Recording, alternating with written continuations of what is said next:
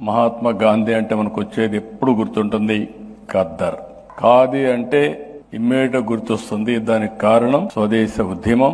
ఈ రాట్నమే దేశానికి ఆయుధమైంది, తిరుగుబాటు సాధనమైంది. కడాన మనకు స్వాతంత్రాన్ని తెచ్చిపెట్టే మహత్తర కార్యక్రమానికి ప్రధానమైన కారణం ఈ ఖాదీ రాట్నం అని చెప్పి కూడా నేను మీకు తెలియజేస్తున్నా. ఆ మహనీయుడు మనకు నేర్పించింది సత్యం, అహింస, స్వదేశీ, గ్రామ స్వరాజ్యం.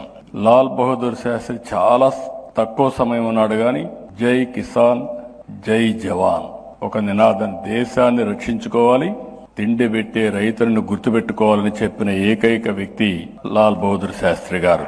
అలాంటి మహనీయులకి నివాళులర్పిస్తూ ఈరోజు మనం సమావేశమైంది ఒక స్ఫూర్తిని నింపడానికి. భవిష్యత్తులో నాకు ఏమాత్రం లేదు, సంతానంగానే మనకందరికీ జ్ఞాపకం పాత రోజులు.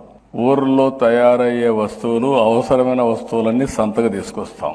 వారానికి ఒక రోజు ఆ సంతకు పోయి అన్ని వస్తువులు కొనుక్కుంటాం. అది ఆ రోజు మార్కెట్ వ్యవస్థ. ఈ రోజు నాకు కాజీ సంత గ్లోబల్ సంతగా ఇండియన్ ప్రొడక్ట్స్ తయారవుతున్న దాంట్లో అనుమానమే లేదు.